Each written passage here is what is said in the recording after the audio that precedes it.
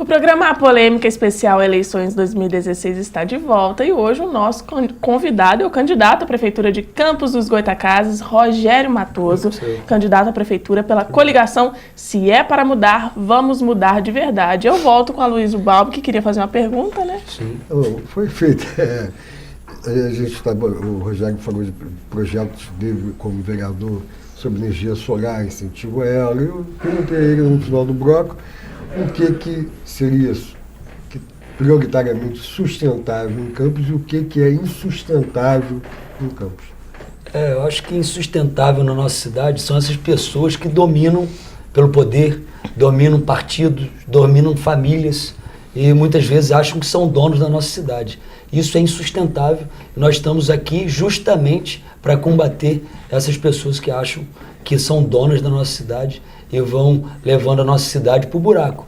Eu ouvi a entrevista e eu achei de um tom muito sarcástico essa entrevista que a prefeita falando de tirar a cidade do buraco. Cidade que foi levada pelo casal para o buraco.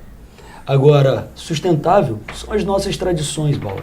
São os nossos campistas que ainda acreditam que nós podemos fazer uma cidade melhor, que tenha orgulho da nossa cidade. Nós estávamos falando aqui agora, há pouco tempo, falando das cavalgadas, dos laços de bezerro, dos laços campistas, que são da nossa tradição campista e que é onde a família está junto, a família está presente, e são muitas pessoas, e nós temos que prestigiar isso. Temos que prestigiar a nossa história. Hoje, nós ainda não temos uma biblioteca pública, nós temos um Palácio da Cultura lá parado, e nós temos uma cultura vasta demais, nós temos história na nossa cidade, isso é sustentável, isso nós temos que personificar no coração de cada cidadão, para que ele tenha cada vez mais orgulho da sua cidade, porque aí sim, ele vai começar a pensar na política, vai pensar na cidade como um todo, na cidade sustentável, que a gente falou aqui, com internet gratuita, junto aos serviços da prefeitura, uma cidade moderna, sustentável, colocando energia solar de uma planície para baratear o custo até da administração pública, entre outros, mas a gente não pode esquecer a nossa maior vocação. E a nossa maior vocação é a agricultura, é a pecuária, a nossa bacia leiteira que nós tivemos há pouco tempo na história, né? Mas a Cooper Leite, e que aquele excedente todo do leite era direcionado para muitas famílias.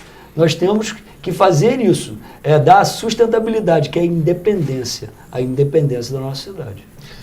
Matoso, esse preto muito curioso, tende a ser muito curioso, está sendo, pelo menos aos meus olhos, porque nós temos 3 candidatos jovens. Sim. Não é nenhuma novidade também, porque vários prefeitos foram eleitos jovens. Sim. Mas acontece que o mundo hoje, o ontem já é antigamente. Então, você fala em colocar internet gratuita, fala em energia solar. O que você acha desses 3 candidatos, você e mais 2 jovens, vocês estão conseguindo passar essa juventude para uma cidade que tão acostumada com vendo o poder envelhecer, quando alguém assume o poder, envelhece com ele. Uhum. Qual é o discurso de jovem para uma cidade que envelhece com seus políticos? Eu acho que é sempre bom ter bastante quadros jovens, sim. Acredito que só a juventude, pela juventude, é muito pouco.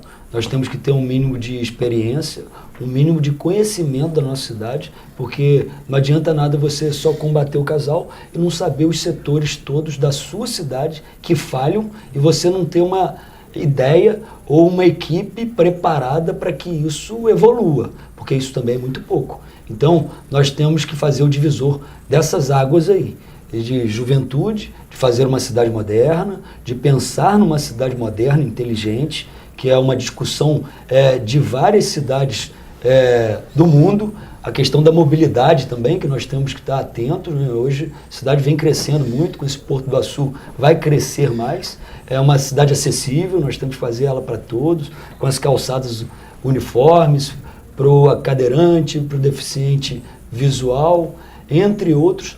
Agora, falar que é só porque é jovem vai renovar é muito ruim. Nós vimos experiências nas eleições passadas que algumas pessoas com pouca experiência ganharam até a eleição de algumas prefeituras e a prefeitura ficou num caos muito maior.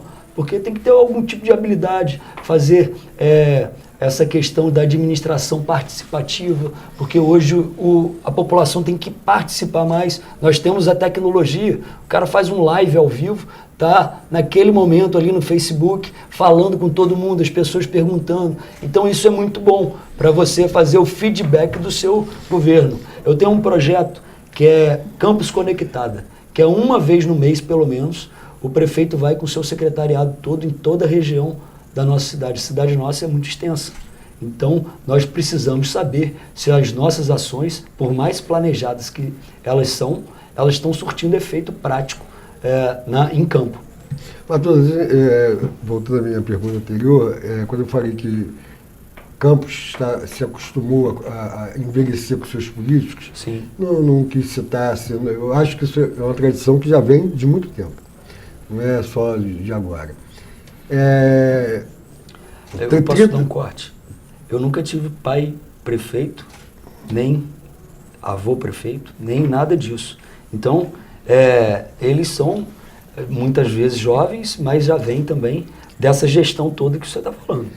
Você já deu o CPF, o nome, não dá um endereço, não. Mas eu queria saber se não é uma coisa.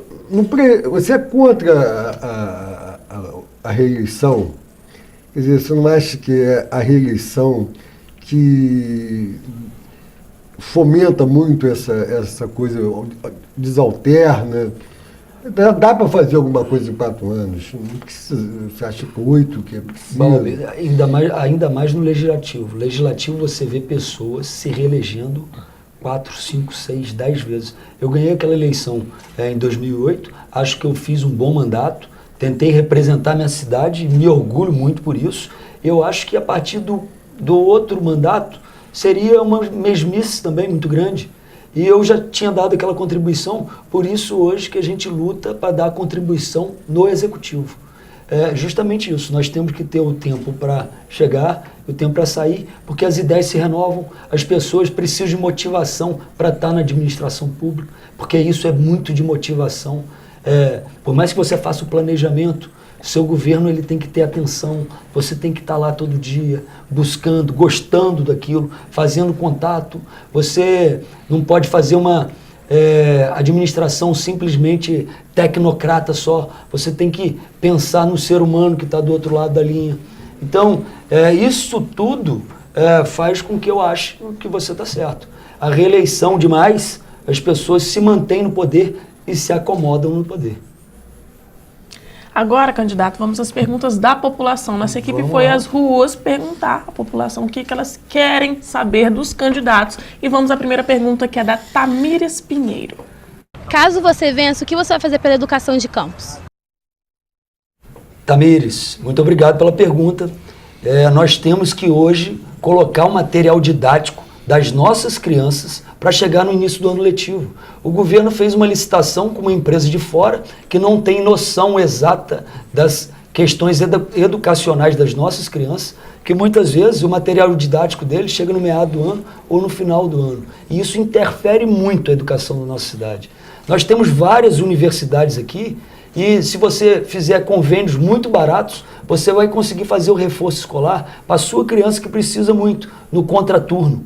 Justamente com professores especializados com isso, e nós vamos também ajudar essas universidades que estão passando por muitas dificuldades. Eu procurei alguns reitores e conversei com eles em relação a isso. Agora, nós temos cidade aqui do lado que tem um índice do IDEB melhor do que o nosso.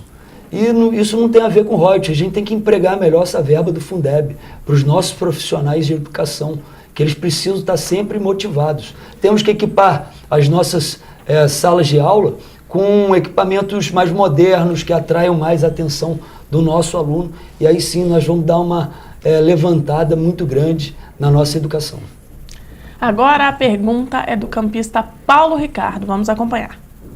Caso algum candidato ganhasse essa eleição desse ano, o que ele fazeria pela cidade de Campos? Qual cultura? O que ele ajudaria em parte de lazer, de esporte? Bom, nós falamos aqui alguma coisa, nós temos que fazer de maneira urgente uma biblioteca municipal para todos os jovens, todas as crianças, para que eles saibam também das nossas histórias todas.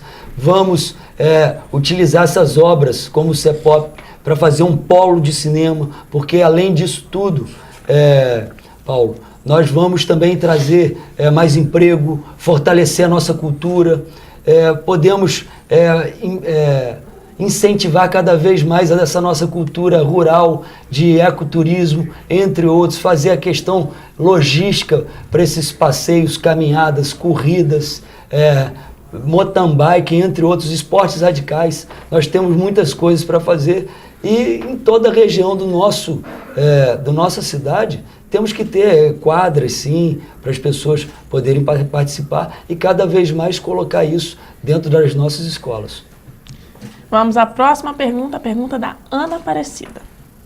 Eu queria perguntar o que os políticos têm sobre questão para melhorar o transporte público na nossa cidade, que infelizmente não está muito bom.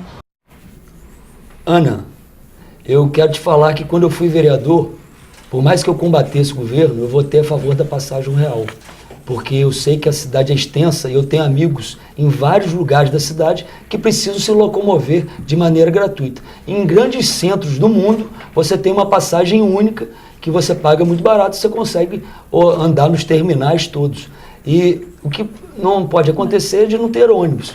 Ônibus em greve, motorista sem receber, trocador sem receber. E nós vamos fazer a classificação das empresas. A empresa que andar bem, ela ganha um bônus no final do ano, que é a empresa nota 10. Porque as greves que acontecem, o prejuízo é muito grande para o comércio, entre outros. Vamos fazer também, Ana, umas linhas estratégicas do Corujão. Eu tenho comércio e muitas vezes as pessoas saem de lá 1h da manhã e ficam a pé. Nós temos que fazer essas linhas para atender esse pessoal que precisa chegar em casa mais tarde.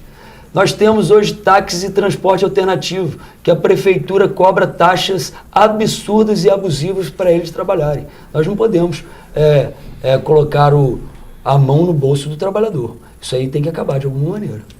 Candidato, quais são os setores mais desafiantes? Olha, saúde é um setor que você não é só estatística. A saúde, as pessoas morrem, as pessoas ficam desassistidas e isso é muito importante. Isso é um desafio muito grande com a saúde. Nós temos um Ferreira Machado lá, que é um polo regional. Ele recebe pessoas de várias regiões. Nós recebemos mais por isso, porque muitas vezes as pessoas não falam. Agora, é um desafio muito grande você atender toda a sua região de maneira boa, satisfatória. É um desafio muito grande a gente fazer a questão da nutrição das nossas crianças. Hoje a gente ainda tem na nossa cidade muita gente passando fome, muita gente desnutrida. Isso é um desafio muito grande, vai dar uma satisfação muito grande a gente, para que a gente possa fazer. E um grande desafio é sair dessa dependência do petróleo. Nós vamos buscar isso com a agricultura, fortalecendo a nossa agricultura, fortalecendo a nossa economia, o nosso comerciante, o nosso empresário. Eu falo isso porque eu sou comerciante também e sei aonde está apertando o calo. Vamos para um rápido intervalo, mas já estamos de volta com o programa A Polêmica.